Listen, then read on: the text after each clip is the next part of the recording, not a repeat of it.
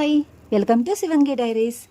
ఏంటి కోడిగుడ్డు ఉక్కురు అనుకుంటున్నారా? కాదండి, కొంతమంది శన అంటారు, కొంతమంది జన అంటారు, ఇంకా చేపగుడ్లు అంటారు. నేను ఎలా తయారు చేశానో చూద్దాం రండి.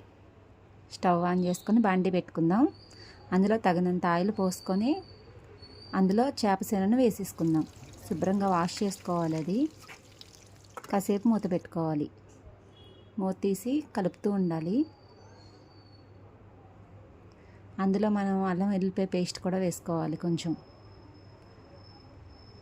ఉట్టినే తినేలా ఉంటుందండి. రైస్లోకి అవసరం లేదు. పిల్లలు చాలా ఇష్టంగా కూడా తింటారు దీన్ని.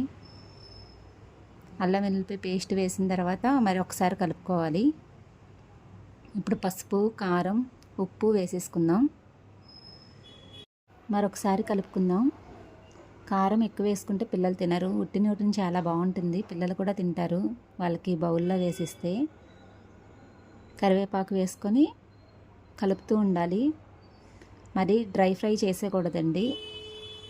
కొంచెం మెత్తగా ఉండేలాగే చూసుకోవాలి. కొంచెం వేగాక స్టవ్ ఆఫ్ చేసేసుకోవాలి. అంతే, రెడీ అయిపోయినట్టే. ఈ వీడియో మీకు నచ్చినట్లయితే లైక్ చేయండి, షేర్ చేయండి, సబ్స్క్రైబ్ చేసుకోవడం మర్చిపోకండి.